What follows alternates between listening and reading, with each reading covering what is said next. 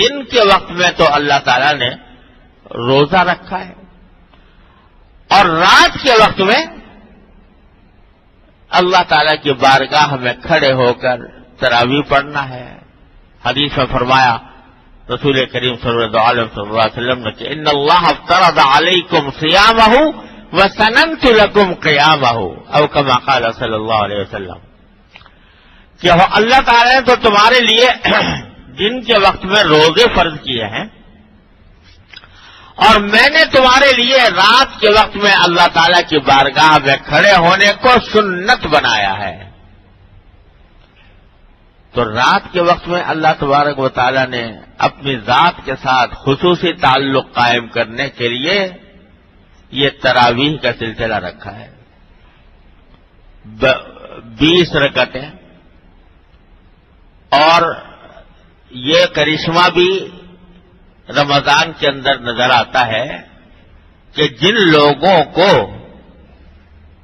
5 وقت فرض نماز میں مسجد میں آنے کی توفیق بھی نہیں ہوتی، عام دنوں کے اندر فرض نماز 5 وقت آنے کی توفیق نہیں ہوتی، لیکن تراویح کی جیسی لمبی نماز میں 1.5 گھنٹہ، بعض اوقات 2 گھنٹے، اور وہ بڑے استقامت کے ساتھ اور بڑی جذبے کے ساتھ تراویح میں شریک ہوتے ہیں۔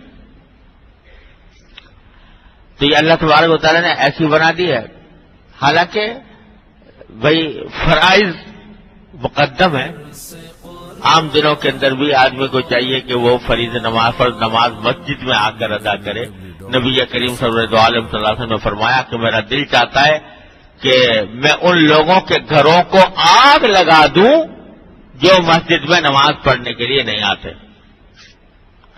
تو اتنی فضیلت ہے، اسی تاکید ہے جماعت کی، تو عام دنوں بھی کرنی چاہیے، لیکن رمضان کی برکت یہ ہے کہ جو لوگ عام دنوں کے اندر فرض نمازوں کے اندر بھی مسجد میں نہیں آتے، تراویح میں لمبی لمبی رکعتیں ہوتی ہیں مگر کھڑے، تو یہ اللہ تبارک و تعالیٰ میں کہہ رہا ہوں، گھسیٹ کر اللہ تعالیٰ بلاتے ہیں، اس میں کھینچ کر بلاتے ہیں، آ جاؤ ذرا غافلو، غفلت شعارو، آ جاؤ میرے پاس۔ تو اللہ تبارک و تعالیٰ اس طرح بلاتے ہیں۔ اور میرے شیخ حضرت عارفی قدس اللہ تعالیٰ سرہ، اللہ تعالیٰ ان کے درجات بلند فرماتے ہیں، وہ فرمایا کرتے تھے کہ یہ جو 20 رکعتیں تراویح کی ہیں، یہ اللہ تبارک و تعالیٰ نے ہم کو اور آپ کو ان 20 رکعتوں کے ذریعے 40 مقامات قرب اور زیادہ عطا فرمائے۔ تو حضرت ہمارے فرماتے تھے کہ تراویح کے ذریعے اللہ تبارک و تعالیٰ نے ہر مومن کو 40 مقامات قرب مزید عطا فرما دیے عام دنوں کے مقابلے میں، کیونکہ 20 رکعتوں میں کتنے سجدے؟ 40 سجدے، تو 40 مزید سجدے۔ آؤ ہمارے پاس آ جاؤ، قریب آ جاؤ، سجدہ کرو اور میرے پاس آ جاؤ، سجدہ کرو اور میرے پاس آ جاؤ، سجدہ کرو اور میرا قرب حاصل کر لو۔ یہ اللہ تبارک و تعالیٰ نے 40 مقامات قرب رات کے وقت میں بندے کو دیے ہیں۔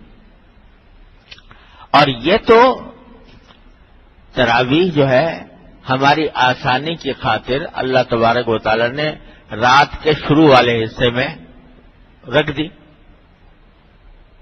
کہ پتہ نہیں یہ کیسے لوگ ہیں، کوئی اٹھے نہ اٹھے رات کے وقت میں تہجد کے لیے، کم از کم شروع ہی میں ہمارے پاس آ جائے اور قرب کا مقام حاصل کر لے۔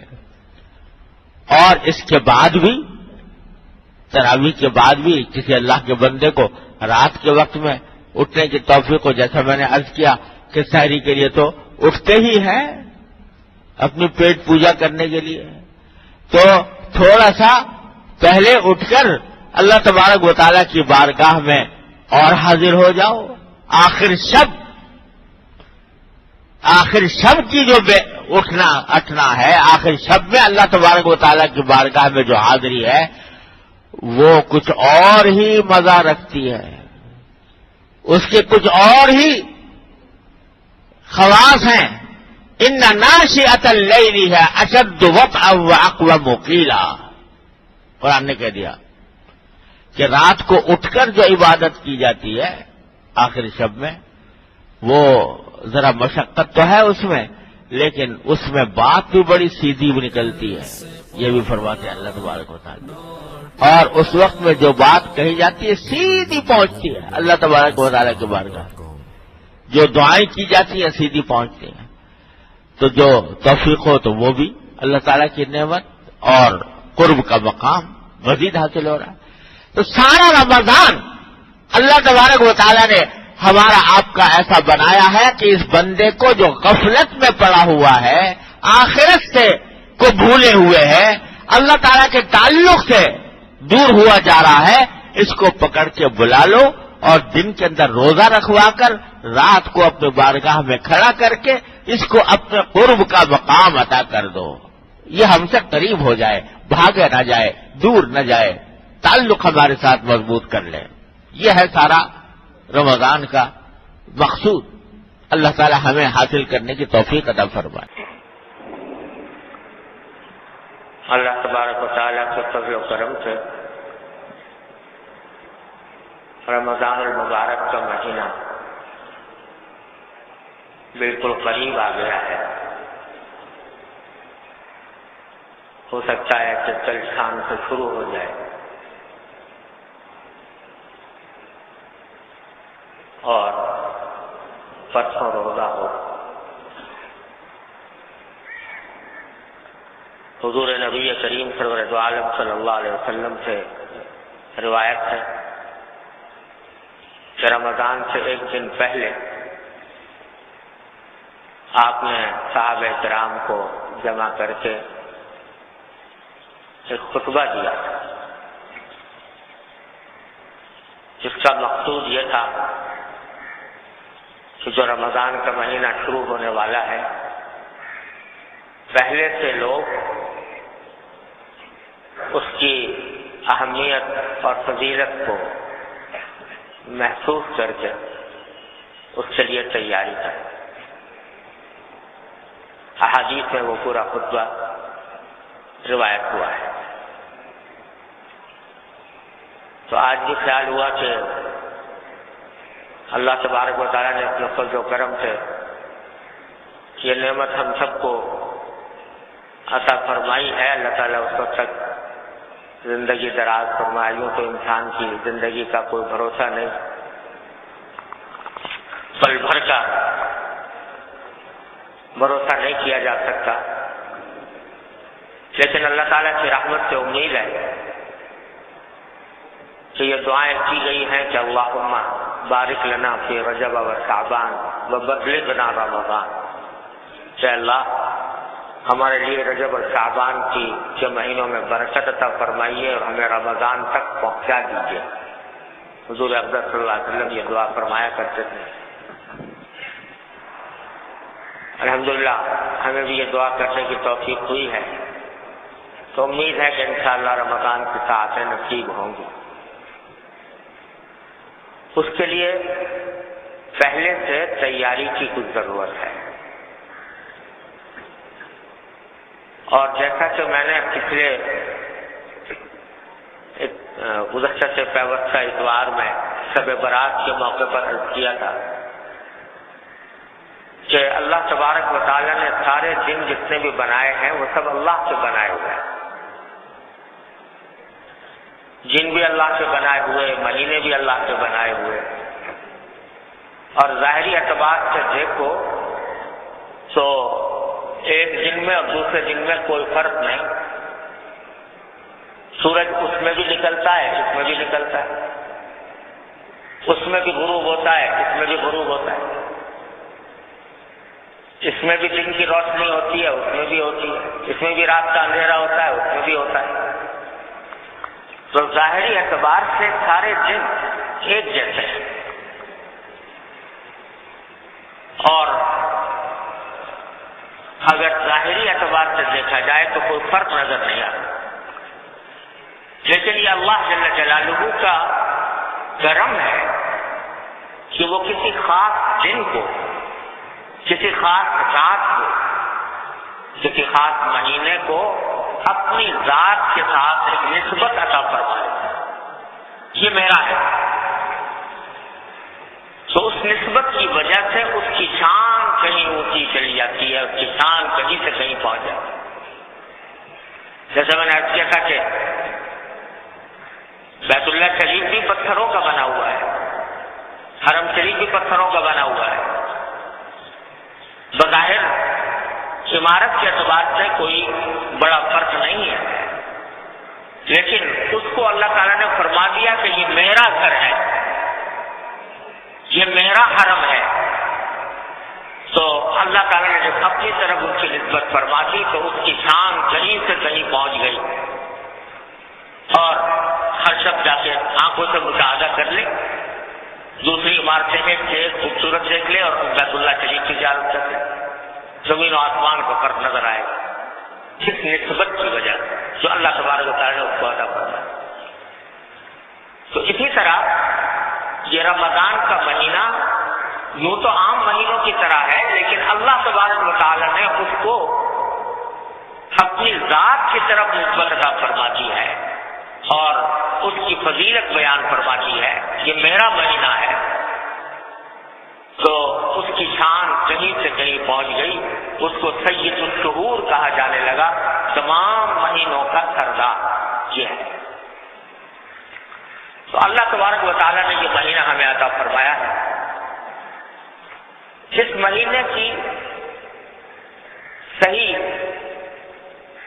نوعیت سمجھنے کے لیے یہ جاننا چاہیے، جیسا کہ میں نے شب برات کے موقع میں بھی عرض کیا تھا کہ اللہ تبارک و تعالیٰ نے اپنے فضل و کرم سے ہمیں آپ کو عبادت کے علاوہ دوسرے کاموں کی بھی اجازت دے رکھی ہے. یعنی اصل مقصد تو پیدائش کا یہ تھا کہ اللہ تعالیٰ نے فرمایا وما خلقت الجن والانس الا لیعبدون، میں نے تو صرف عبادت کے لیے پیدا کیا.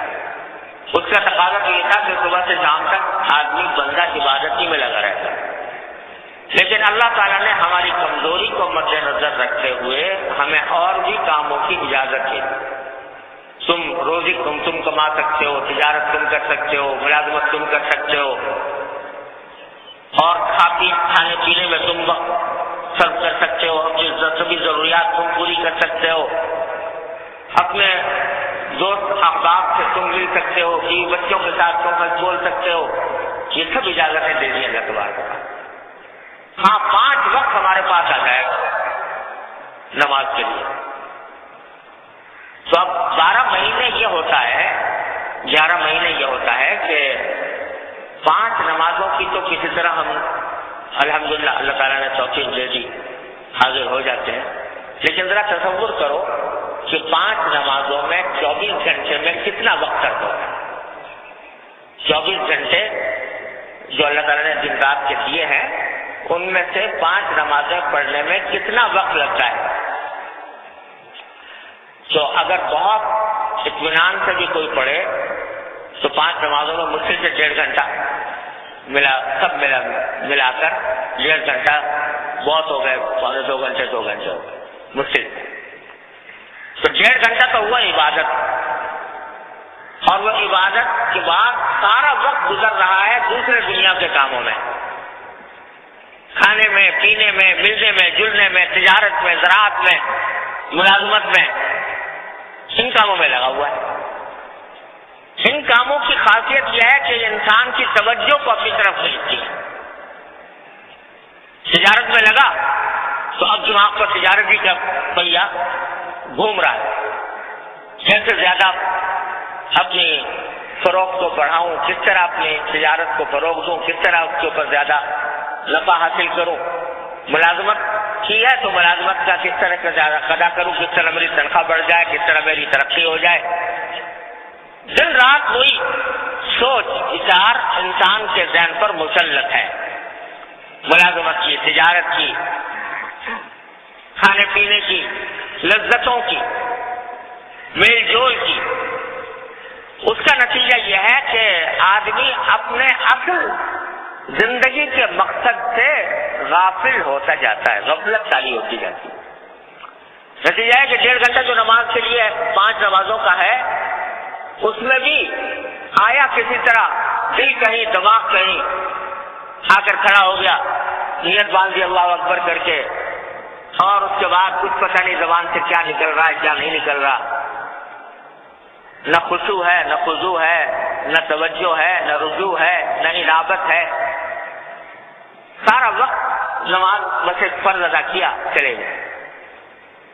یہ بھی اللہ کا کرم ہے کہ فرض ادا کرنے کی توفیق دے رہے ہیں، اس پر بھی شکر ادا کرنا چاہیے، لیکن جو حقیقت تھی، جو اصل مقصود تھا، وہ تو ادا نہ ہوا، رجوع اللہ کی کیفیت تو پیدا نہ ہوئی، اللہ تعالیٰ کے ساتھ تعلق کا جو مقام ہونا چاہیے تھا وہ تو حاصل نہ ہوا، خوشو کی جو کیفیت ہونی چاہیے تھی وہ تو نہ ملی، کیونکہ دل دماغ لگے ہوئے ہیں سب دنیا کے کاروبار کے اندر، غفلت پیدا ہو رہی ہے۔ اس کا نتیجہ کیا ہے؟ عبادت کا فائدہ یہ ہوتا ہے کہ انسان کی روح ترقی کرتی ہے، روحانیت میں اضافہ ہوتا ہے انسان کو۔ اگر کوئی آدمی سمجھے یا نہ سمجھے، لیکن جو جتنا عبادت کی طرف متوجہ ہوگا اتنی ہی اس کی روح میں طاقت آئے گی، روح جو ہے وہ بڑھے گی، اس کے اندر فروغ پیدا ہوگا، اس کے اندر افزودگی ہوگی، روحانیت بڑھے گی۔ اور دنیا کے کام ایسے ہیں کہ ان سے مادے کے اندر ترقی ہوتی ہے، جسمانی ترقی ہوتی ہے، اور روح کی طرف کی ترقی اس کے اندر کم ہو جاتی ہے۔ یہ عبادت کی خاصیت ہے، جتنی بھی عبادت کی جائے گی اتنی ہی روحانی ترقی نصیب ہوگی، اور روحانی ترقی کے معنی یہ ہے کہ اللہ تبارک و تعالیٰ کے ساتھ تعلق مضبوط ہوگا، اللہ تبارک و تعالیٰ کے ساتھ رشتہ مضبوط ہوگا، یہ عبادت کی خاصیت ہے اور دوسری چیزوں کی خاصیت ہے۔ تو جب عبادت کے اندر تو آدمی کو وقت کم ملا اور وہ جو کچھ بھی ملا اس میں بھی دنیا ہی کے مشاغل جب وہ دماغ پر چھائے رہے تو روحانیت کمزور پڑتی چلی گئی، روح کے اندر کمزوری آ گئی، ضعف آ گیا، توانائی نہ رہی اور موت کا غالب آ گیا۔ یہ سارے 11 مہینے یہ قصہ ہوتا رہتا ہے ہمارے ساتھ جب ہم سارے کاموں میں رہتے ہیں۔ تو اللہ تبارک و تعالیٰ نے اپنے فضل و کرم سے یہ 1 مہینہ ہمیں پورا 1 مہینہ عطا فرمایا، اس کام کے لیے عطا فرمایا کہ تمہاری جو روحانی ترقی رک گئی تھی، اس میں کمی پیدا ہو گئی تھی، لو ہم تمہیں یہ مہینہ عطا فرماتے ہیں کہ اس کمی کی تلافی کر لو اس مہینے کے اندر۔ اب یہ مہینہ خالص روح کو غذا دینے کا ہے، روح کے اندر ترقی، روحانی ترقی پیدا کرنے کا ہے۔ اور یہ آج کل لوگوں نے مشہور کر دیا روحانی علاج، وہ تعویذ گنڈے کو کہہ دیتے ہیں، یہ روحانی علاج ہے تعویذ گنڈے کو، حالانکہ نہ وہ اس کا کوئی روح سے کوئی تعلق نہیں ہے۔ روحانی علاج یہ ہے کہ آدمی اللہ تبارک و تعالیٰ کی طرف رجوع کرے اور اللہ تعالیٰ کے ساتھ تعلق مضبوط کرے، اس کے نتیجے میں اس کی روح کو جو ترقی حاصل ہوتی ہے، یہ ہے روحانی علاج، تعویذ گنڈے وغیرہ نہیں۔ یہ ہے روحانی علاج کہ انسان اللہ جل جلالہ کی طرف متوجہ ہو کر اپنے دل میں اللہ تبارک و تعالیٰ کی طرف رجوع کی کیفیت پیدا کرے، خشوع کی کیفیت پیدا کرے، انابت اللہ پیدا کرے، تو اس سے روح کی بالیدگی ہوتی ہے، اس سے روح میں ترقی آتی ہے۔ تو یہ جو مہینہ آیا ہے در حقیقت یہ ہماری روح کی تربیت کا مہینہ ہے، اللہ تعالیٰ کے ساتھ تعلق کو مضبوط کرنے کے لیے لایا گیا ہے۔ اب دیکھو اس میں سب سے بڑی عبادت کیا ہے؟ سب سے زیادہ جس کے لیے رمضان کا مہینہ معروف ہے وہ ہے روزے کی عبادت۔ روزہ کیا ہے؟ کہ بھوک لگ رہی ہے مت کھاؤ، پیاس لگ رہی ہے مت پیو، برداشت کرو۔ کیا مانا کہ مادے کی جسم کی جو خواہشات ہیں ان کو دباؤ، اور جب اس کو دباؤ گے کس لیے دباؤ گے؟ اللہ تبارک و تعالیٰ کو راضی کرنے کے لیے دباؤ گے، اللہ تبارک و تعالیٰ کے حکم کی تعمیل میں دباؤ گے تو اللہ تعالیٰ کے ساتھ تعلق مضبوط ہوگا، مادہ کمزور پڑے گا، روح کے اندر ترقی آئے گی۔ تو یہ مہینہ ہے اس کام کا کہ آدمی مادے اور جسم سے ذرا ہٹے اور روح کی طرف متوجہ ہو اور اللہ جل جلالہ کے ساتھ تعلق کو مضبوط کرے۔ وہ غفلت کے پردے جو دنیا کے کاروبار میں لگنے کی وجہ سے ہمارے دل و دماغ پر پڑے ہوئے ہیں، جس کی وجہ سے ہم اللہ سے غافل ہو جاتے ہیں، آخرت سے غافل ہو جاتے ہیں، موت سے غافل ہو جاتے ہیں، اس غفلت کو دور کرنے کے لیے اللہ تبارک و تعالیٰ نے جو مہینہ عطا فرمایا، یہ ہے اصل اس کا مقصود اس مہینے۔ اور نبی کریم سرور دو عالم صلی اللہ علیہ وسلم نے اس مہینے کی جو توصیف بیان فرمائی، فرمایا یہ شہر الصبر ہے، یہ صبر کا مہینہ۔ صبر ایک قرآن کریم کی بڑی ہی عظیم اصطلاح ہے، قرآن کریم نے جگہ جگہ اس کا ذکر فرمایا ہے اور اس کی بڑی فضیلت بیان فرمائی، انما یوفی الصابرون اجرهم بغیر حساب۔ ہم اس کو جو عام طور سے اردو میں صبر کا جب لفظ بولتے ہیں تو اس کا مطلب صرف یہ ہوتا ہے کہ کوئی غم پڑا، کوئی صدمہ ہوا تو آدمی اس کے اوپر جزا فضا نہ کرے، اس کے اوپر روئے دھوئے نہیں، اس پر صبر کو صبر سمجھتے ہیں۔ صرف قرآن کریم اور سنت کی اصطلاح میں صبر کا مفہوم بہت زیادہ وسیع ہے۔ قرآن کریم کے مطابق صبر کے معنی یہ ہے کہ انسان کا دل تو چاہ رہا ہے کسی ایک کام کو کرنے کا، لیکن آدمی اس دل کی خواہش کو دبائے اور دبا کر دوسرا کام کرے، یہ ہے صبر۔ اب اس کی تین قسمیں ہیں۔ ایک تو صبر علی الطاعہ کہتے ہیں کہ طاعت یعنی اللہ تعالیٰ کی عبادت پر صبر کرنا۔ کیا معنی؟ کہ دل تو چاہ رہا ہے کہ سوئیں، لیکن وقت آ گیا ہے اللہ تعالیٰ کی عبادت کا تو دل کی خواہش کو دبا کر نماز کے لیے پہنچے، یہ صبر ہے، صبر علی الطاعہ۔ دل تو چاہ رہا ہے کہ آرام کریں اور اس خواہش کو دبا کر اللہ تبارک و تعالیٰ کی بارگاہ میں کھڑے ہو گئے، نفلیں پڑھ رہے ہیں، قرآن کریم کی تلاوت کر رہے ہیں، تسبیح پڑھ رہے ہیں، ذکر کر رہے ہیں، یہ صبر علی الطاعہ۔ اسی طرح ایک ہوتا صبر عن المعصیہ، یعنی دل چاہ رہا کوئی گناہ کر لینے کا، فلاں گناہ کر لوں، فلاں ناجائز چیز کو دیکھ لوں، فلاں ناجائز چیز سن لوں، فلاں ناجائز بات زبان سے نکال دوں، جھوٹ بول دوں، غیبت کر لوں، لیکن آدمی اس خواہش کو دبا کر، اس کو کچل کر ان کاموں سے باز رہتا ہے کہ یہ بھی صبر ہے، صبر عن المعصیہ ہے۔ یعنی بعض اوقات انسان کے دل میں خیال آتا ہے بھائی دیکھو دنیا والے کتنے عیش کر رہے ہیں، یہ فاسق و فاجر لوگ فسق و فجور میں مزے کر رہے، لذتیں لے رہے، لیکن ہم ان لذتوں کی طرف جانے کے بجائے ان نفسانی خواہش کو دبا کر اللہ کے لیے اس کام سے رک جاتے ہیں، تو یہ بھی صبر ہے۔ اور تیسری قسم ہے صبر علی المصیبت، مصیبت کہ کوئی مصیبت آ گئی، کہ تکلیف آ گئی تو اس کے اوپر صبر کرنا۔ تو روزہ جو ہے یہ تینوں قسم کی صبر کا مجموعہ ہے۔ دل چاہ رہا ہے کھانا کھانے کو، پیاس لگ رہی ہے، پانی پینے کو دل چاہ رہا ہے، لیکن آدمی نے اپنے آپ کو روک لیا تو یہ صبر ہوا۔ دل چاہ رہا ہے کہ اس روزے کی حالت میں کسی کی غیبت کروں، لیکن غیبت سے رک گیا، اپنے آپ کو روک لیا، خواہش کو دبا لیا، یہ صبر ہوا۔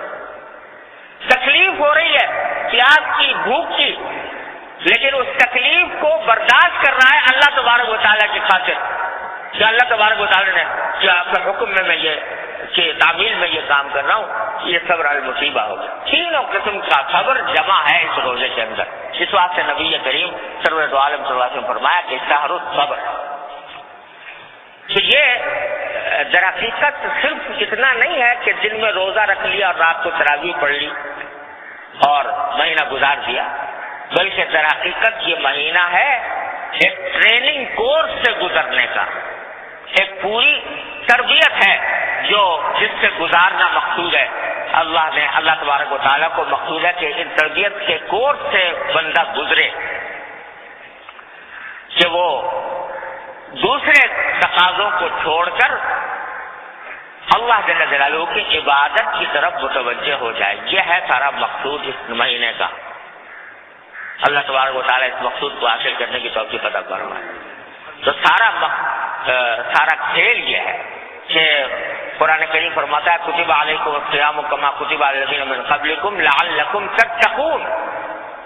روزے اس لیے فرض کیے گئے ہیں تاکہ تمہارے اندر تقوی پیدا ہو۔ تقوی کیسے پیدا ہوگا؟ کہ روزہ تمہیں اگر صحیح طریقے سے رکھو گے تو روزہ تمہارے اندر تقوی پیدا کرے گا۔ کہ دیکھو ایک آدمی نے روزہ رکھا اور گرمی کا موسم ہے اور دوپہر کا وقت ہے، شدید پیاس لگی ہوئی ہے، گھر میں فریج بھی رکھا ہے، اس میں ٹھنڈا پانی بھی موجود ہے، پیاس بھی لگ رہی، کوئی دیکھنے والا بھی نہیں۔ لیکن کیا کوئی روزے دار جس نے روزہ رکھا ہو وہ یہ گوارا کر لے گا روزے کی حالت میں کہ وہ پیاس کو بجھانے کے لیے فریج میں سے بوتل نکال کے اور پانی پی لے؟ اگر کسی نے باقی روزہ رکھا ہے تو کوئی آدمی اس کو 1,00,000 روپے کی پیشکش کرے کہ 1,00,000 روپے لے لو اور پانی پی لو، تو وہ کبھی بھی گوارا نہیں کرے گا، نہیں کیے گا۔ یہ کیا چیز ہے جو اس کو روک رہی ہے پانی پینے سے؟ حالانکہ کوئی دیکھنے والا بھی نہیں، اگر چپکے سے پی کے آ جائے باہر تو کسی کو پتا بھی نہ چلے کہ روزہ جس نے توڑا ہے۔ لیکن کیا چیز ہے جو انسان کو روک رہی ہے پانی پینے سے اور اپنی پیاس بجھانے سے؟ وہ چیز سوائے تقویٰ کی کچھ اور نہیں کہ میرا اللہ مجھے دیکھ رہا ہے، میں ٹھیک ہے کوئی اور تو نہیں دیکھ رہا لیکن اللہ تبارک و تعالیٰ دیکھ رہا ہے، یہ روزہ رکھا ہوا ہے میں نے، مذاق نہیں ہے، جس میں اگر میں پانی پی لوں گا تو روزہ ٹوٹے گا، اللہ تبارک و تعالیٰ دیکھنے والے ہیں اور بڑا زبردست عذاب ہوگا اور اللہ بچائے کفارہ ادا کرنا پڑے گا۔ آدمی یہ سب سوچ کر رک جاتا ہے۔ تو روزہ تربیت یہ دے رہا ہے کہ جس طرح شدید پیاس کے عالم میں تم نے اپنے آپ کو اللہ کے حکم کی وجہ سے روکا ہے پانی پینے سے، تو ساری زندگی تمہاری ایسی ہونی چاہیے کہ اگر اس وقت میں کوئی خواہش پیدا ہو رہی ہے ناجائز کام کرنے کی تو تم اللہ تبارک و تعالیٰ کے خوف سے رک جاؤ۔ اگر خواہش ہو رہی ہے، بہت دل مچل رہا ہے کہ نگاہ جو ہے وہ غلط چیز کی طرف اٹھے، نامحرم کو لذت لینے کے لیے دیکھے، دل میں خواہش زبردست پیدا ہو رہی ہے، تو یاد کرو کہ یہ ویسی خواہش ہے جیسے کہ آدمی کو روزے کی حالت میں پیاس کی پانی کی خواہش پیدا ہوتی۔ وہاں رک گئے تھے، یہاں بھی رکو۔ یہ تربیت دی جا رہی ہے لعلکم تتقون، تاکہ تمہارے اندر تقوی پیدا ہو۔ اس روزے کے ذریعے تمہارے دل میں یہ احساس پیدا ہوگا اگر کس نیت کے ساتھ روزہ رکھو گے تو انشاءاللہ اللہ تبارک و تعالیٰ اس کے نتیجے میں تمہیں آئندہ زندگی کے اندر بھی گناہوں سے محفوظ رہنے کی توفیق عطا فرمائے۔ یہ ہے در حقیقت مقصود اس مہینے کا۔ لہذا جو کرنے کا کام ہے وہ یہ کہ رمضان کے آنے سے پہلے ہی بندہ اس کی تیاری کرے۔ تیاری کیا کرے؟ تیاری یہ کرے کہ اس مہینے کو پہلے سے سوچ کر عبادت کے لیے مخصوص کرنے کا نظم بنائے، نظام الاوقات ایسا بنے۔ یہ سوچے کہ بھائی 11 مہینے بہت پڑے ہوئے ہیں میرے ساری زندگی کے دوسرے کاموں کے لیے، لیکن اس کام میں اپنے آپ اس مہینے کے لیے اپنے آپ کو زیادہ سے زیادہ فارغ رکھوں گا عبادت. یہ عزم پیدا کرے. یہ ہے استقبال رمضان. رمضان مبارک کا استقبال یہ ہے کہ آدمی پہلے سے ایسا انتظام کرے کہ مصروفیات، دوسری مصروفیات جو عبادت کے علاوہ والی مصروفیات ہیں وہ کم ہو، بس بقدر ضرورت. اگر کوئی شخص اپنے عام کو اللہ نے وسعت دی ہے اور وہ اپنی تجارت سے اپنے آپ کو فارغ کر سکتا ہے، روزی کمانے کے کاموں سے اپنے آپ کو فارغ کر سکتا ہے تو فارغ ہی کر لے. اور اگر فارغ نہیں کر سکتا تو کم سے کم مصروفیات کو کم کر لے، بس بقدر ضرورت رکھے. اور زیادہ وقت جو ہے وہ یہ سمجھے کہ اس رمضان کے مہینے میں زیادہ وقت مجھے اللہ جل جلالہ کی عبادت میں صرف کرنا ہے. روزہ تو رکھنا ہی رکھنا ہے، تراویح تو انشاءاللہ پڑھنی ہی پڑھنی ہے، لیکن اور اوقات میں بھی عبادت زیادہ سے زیادہ، نوافل، تلاوت قرآن کریم، ذکر، تسبیح، اس کی طرف متوجہ ہو رہے ہیں. جو نفلیں عام دنوں کے اندر پڑھنے کا موقع نہیں ملتا یا اس کی عادت نہیں ہے تو وہ رمضان کے اندر کم از کم عادت ڈالیں اس کو پڑھنے. مثلا تہجد ہے، بڑی ہی فضیلت والی نماز ہے، اور عام دنوں کے اندر اگر توفیق نہیں ہوتی تو رمضان مبارک کے اندر اللہ تعالیٰ نے یہ آسانی پیدا فرما دی کہ آدمی خود اپنی ذاتی خواہش کی وجہ سے سحری کھانے کے لیے تو اٹھتا ہی ہے، تو جب اٹھتا ہی ہے تو کچھ ذرا سا پہلے اٹھ جائے اور پھر تہجد کی رکعتیں تہجد کی نیت سے پڑھ لے. اس وقت نبی کریم صلی اللہ علیہ وسلم عام طور سے 8 رکعتیں پڑھا کرتے تھے تہجد کی، تو 8 رکعتیں تہجد کی پڑھ لیں.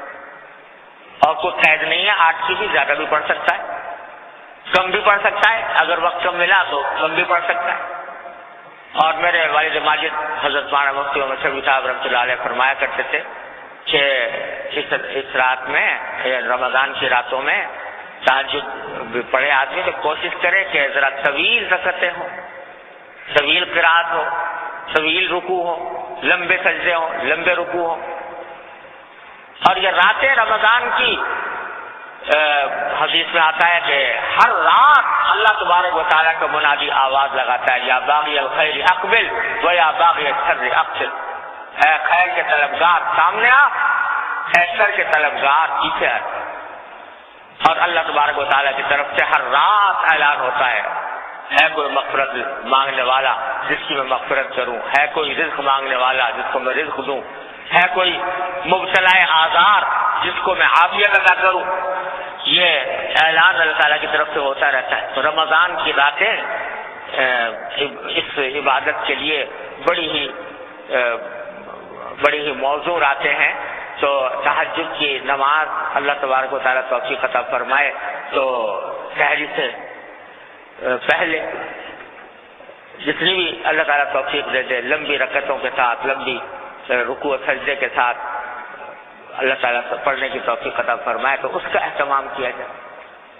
اشراق کی نماز ہے جو طلوع آفتاب کے تقریباً 12 منٹ کے بعد سے اس کا وقت شروع ہوتا ہے. تو 12 منٹ کے بعد طلوع آفتاب کے بعد 2 رکعتیں یا 4 رکعتیں اس کی پڑھ لی جائے. چاٹ کی نماز ہے جو زوال سے پہلے پہلے کسی اور بھی پڑھی جا سکتی ہے، وہ 4 رکعتیں، 6 رکعتیں، 8 رکعتیں، 10 رکعتیں. حدیث میں نبی کریم صلی اللہ علیہ وسلم سے 12 رکعتوں تک ثابت ہے، وہ اس وقت میں پڑھ لی جائے. اوابین ہیں مغرب کے بعد 6 رکعتیں، وہ پڑھنے کا اہتمام کر لیا جائے.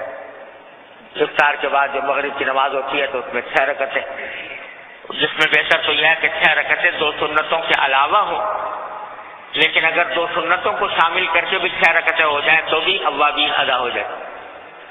تو وہ اس کا اہتمام عام دنوں میں نہیں ہوتا، اس میں کرے. اور پھر ان کے ساتھ خاص نہیں، نوافل جتنے بھی ہوں، حدیث میں نبی کریم صلی اللہ علیہ وسلم کا ارشاد ہے کہ بندہ جتنی نفلی عبادتیں کرتا ہے اللہ تبارک و تعالیٰ کے ساتھ قرب اس کا بڑھتا چلا جاتا ہے جہاں تک کہ حدیث قدسی ہے کہ بندہ میرا بندہ نوافل کے ذریعے میرا قرب حاصل کرتا رہتا ہے، یہاں تک کہ میں اس کی آنکھ بن جاتا ہوں جس سے وہ دیکھتا ہے، میں اس کا کان بن جاتا ہوں جس سے وہ سنتا ہے، میں اس کا ہاتھ بن جاتا ہوں جس سے وہ پکڑتا ہے۔ مطلب یہ کہ اللہ تبارک و تعالیٰ کے ساتھ تعلق اس طرح مضبوط ہو جاتا ہے کہ اس کا جو کام بھی ہوتا ہے وہ اللہ تعالیٰ کی رضا کے مطابق ہوتا ہے۔ یہ کثرت نوافل کی خاصیت بیان فرمائی حدیث میں نبی کریم صلی اللہ علیہ وسلم۔ لہذا اس مہینے میں نوافل کی کثرت ہو جتنی ہو سکے، اللہ تبارک و تعالیٰ اپنے فضل و کرم سے ہم سب کو توفیق عطا فرمائے۔ دوسرے، قرآن کریم کی تلاوت یہ رمضان کا خاص عمل ہے۔ اللہ تبارک و تعالیٰ نے رمضان المبارک کو قرآن کریم کے نزول کے لیے بھی منتخب فرمایا کہ سب سے پہلے جو بیت عزت سے نزول ہوا آسمان دنیا پر وہ رمضان میں ہوا، شہر رمضان الذی انزل فیہ القرآن، اور سب سے پہلے وہی نبی کریم صلی اللہ علیہ وسلم پر جو آئی غار حرا میں، وہ بھی رمضان کے مہینے میں۔ تو رمضان کے مہینے کو اللہ تعالیٰ نے نزول قرآن کے لیے خاص فرمایا، منتخب فرمایا، تو اس کو خاص نسبت ہے قرآن کریم کے ساتھ۔ حضور نبی کریم صلی اللہ علیہ وسلم ہر سال رمضان میں جبریل امین علیہ السلام کے ساتھ قرآن کریم کا دور فرمایا کرتے ہیں۔ کیا منظر ہوتا ہوگا کہ ایک مرتبہ قرآن کریم حضور اقدس صلی اللہ علیہ وسلم سنا رہے ہیں، جبریل امین علیہ السلام سن رہے ہیں، اور جبریل امین علیہ السلام سنا رہے ہیں اور نبی کریم صلی اللہ علیہ وسلم سن رہے ہیں۔ یہ دور فرمایا کرتے تھے رمضان المبارک کے مہینے میں۔ اور جس سال وفات ہوئی اس سال 2 مرتبہ دور فرمایا جبریل امین علیہ السلام کے ساتھ۔ تو قرآن کریم کی تلاوت جتنی ہو سکے، جتنے زیادہ سے زیادہ ممکن ہو، وہ اس رمضان کا خاص عمل ہے۔ ہمارے بزرگوں نے تو قرآن کریم کی تلاوت میں عجیب ایسے معمولات چھوڑے ہیں کہ بس ان کو سن کر حیرت ہی ہوتی۔ امام ابو حنیفہ رحمۃ اللہ علیہ ایک رمضان میں 61 قرآن مجید ختم فرماتے، روزانہ 2 قرآن، ایک صبح ایک شام، اور ایک قرآن تراویح میں۔ تو 2 قرآن روزانہ ہوئے تو مہینے کے اندر 60 قرآن ہوئے، اور ایک اس میں تراویح میں 61 قرآن مجید ختم فرماتے تھے امام ابو حنیفہ رحمۃ اللہ۔ امام ابو حنیفہ کی بات بہت دور کی ہے، لیکن علامہ شامی رحمۃ اللہ علیہ جو بہت زیادہ عرصہ نہیں گزرا، ان کی وفات کو ابھی پچھلی صدی میں ان کا انتقال ہوا ہے۔ ان کے بارے میں ان کے حالات میں لکھا ہے کہ وہ 1 قرآن روزانہ، کان یختم القرآن کل لیلۃ، ہر رات 1 قرآن مجید ختم کرتے۔ اور بھی اللہ کے بندے پتہ نہیں کن بزرگوں کا معمول رہا ہے کہ قرآن کریم کی تلاوت اس طرح کیا کرتے تھے۔ اس تک ہم نہ پہنچ سکیں تو کم از کم جتنا قریب پہنچ سکے، جتنا زیادہ سے زیادہ تلاوت کر سکے، اس کو اپنے اس رمضان کا خاص وظیفہ بنایا جائے۔ تیسرے، ذکر، یہ ذکر کا مہینہ، اللہ تبارک و تعالیٰ کی یاد کا مہینہ، چلتے پھرتے اٹھتے بیٹھتے جتنا ہو سکے اللہ تبارک و تعالیٰ کا ذکر کیا جائے۔ چلتے پھرتے بھی کوئی کلمہ زبان پر رہے، اور بزرگوں نے فرمایا کہ تیسرا کلمہ سبحان اللہ والحمد للہ ولا الہ الا اللہ واللہ اکبر ولا حول ولا قوۃ الا باللہ العلی العظیم، یہ بڑے اللہ تعالیٰ کی طرف سے گناہوں کے مغفرت کا بہترین کلمہ ہے۔ تو اس کو اپنا چلتے پھرتے ورد زبان رکھیں۔ چاہے آدمی کچھ دوسرے کام میں لگا ہوا ہے لیکن زبان پر ذکر ہو اللہ تبارک و تعالیٰ، دل بیار و دست بکار، کہ اگر سے کام میں لگا ہوا ہے لیکن دل اللہ تعالیٰ کی طرف متوجہ ہے، اس ذکر کی بدولت اس کی عادت ڈالیں کہ ذکر کثرت سے ہوتا رہے۔ اور ہمارے حضرت والا حضرت عارفی قدس اللہ تعالیٰ سرہ کا معمول یہ تھا کہ نماز عصر جب مسجد میں پڑھنے کے لیے تشریف لے جاتے تو نماز عصر پڑھ کر وہیں مسجد میں بیٹھ جایا کرتے، اور پھر افطار تک مسجد میں بنیت اعتکاف بیٹھتے تھے، اور اس میں تلاوت اور ذکر اور پھر بکثرت دعا، تھوڑا سا تلاوت کرنے کے بعد اور ذکر کرنے کے بعد پھر بہت وقت دعا میں صرف کروانا۔ دعا بھی اس رمضان المبارک کے عبادات اور اعمال میں بڑا ہی عظیم عمل ہے، کیونکہ نبی کریم صلی اللہ علیہ وسلم نے دعا کو بذات خود عبادت قرار دیا۔ ہر دعا پر اللہ تعالیٰ اجر و ثواب عطا فرماتے ہیں، چاہے وہ اپنے انسان دنیاوی مقاصد کے لیے مانگ رہا ہو، صحت مانگ رہا ہو، تندرستی مانگ رہا ہو، روزگار مانگ رہا ہو، قرضوں کی ادائیگی مانگ رہا ہو، جو کچھ بھی مانگ رہا ہو، اللہ تبارک و تعالیٰ اس کو عبادت لکھ لیتے ہیں، عبادت کے طور پر لکھ لیتے ہیں۔ تو عبادت بھی ہے اور اپنے حاجات کو پورا کرنے کا راستہ بھی ہے۔ تو حضرت ہمارے حضرت والا فرمایا کرتے کہ ویسے بھی شام جب افطار سے پہلے کا وقت ہوتا ہے تو آدمی کے اوپر ایک شکستگی کا عالم ہوتا ہے، عاجزی کا عالم ہوتا ہے، تو اس شکستگی اور عاجزی کے وقت میں جتنا ہو سکے دعا کرتے رہو یہاں تک کہ افطار کا وقت آئے۔ ہمارے حضرت کا یہ عام معمول تھا کہ اس طرح کیا کرتے۔ کوئی آدمی کسی وجہ سے مسجد میں نہ بیٹھ سکے، گھر میں کر لے یہ کام کہ اپنے آپ کو دوسرے کاموں سے فارغ کر کے اس کو اللہ تعالیٰ کی طرف متوجہ ہونے میں گزار دے۔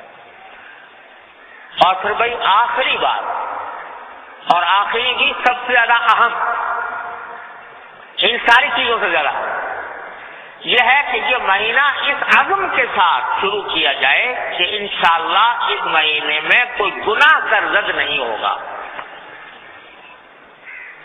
اس پکے عزم کے ساتھ نگاہ غلط جگہ نہیں اٹھے گی،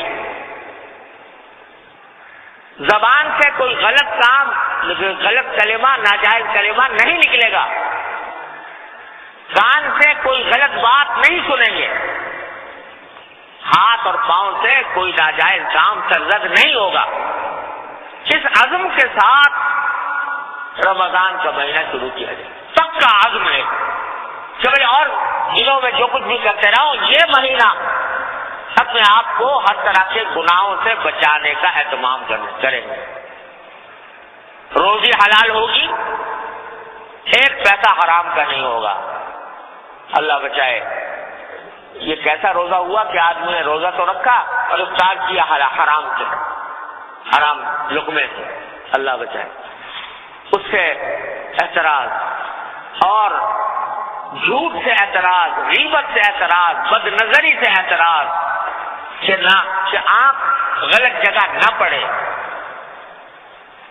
گھروں میں ٹی وی آ چکے ہیں اور اس کے نتیجے میں جو گناہ جو ہے گھر کے اندر قبضہ جمائے ہوئے ہیں، پروگرام ایسے ہوتے ہیں کہ جو گناہ سے خالی نہیں ہوتے، میوزک اس میں ہے، عورتیں نامحرم عورتوں عورتیں اس میں ہیں، خدا جانے کیا کچھ ہے۔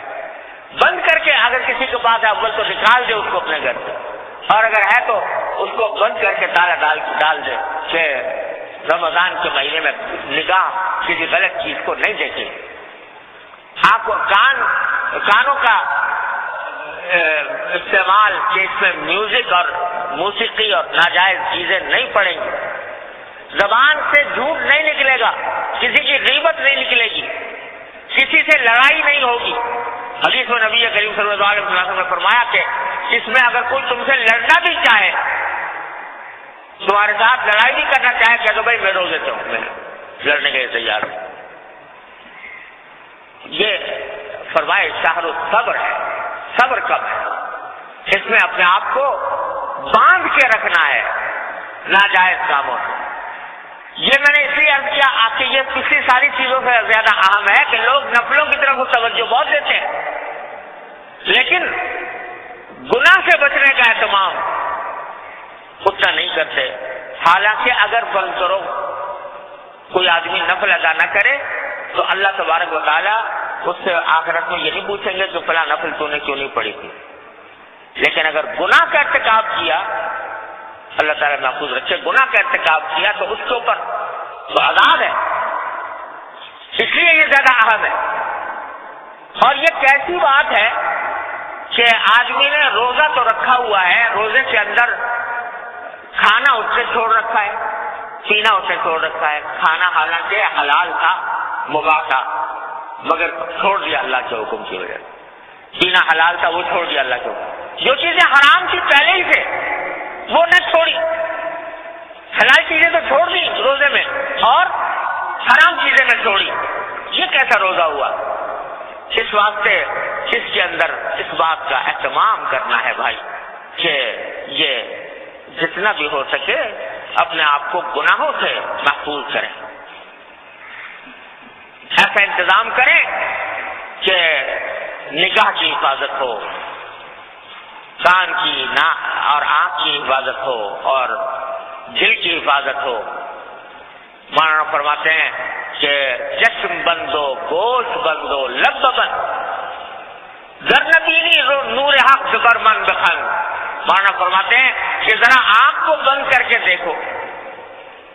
آنکھ بند کرنے کا معنی یہ کہ گناہ سے بچاؤ، اور گوشت بندو کہ کان کو بند کر کے دیکھو، یعنی غلط ناجائز چیزیں نہ سنو.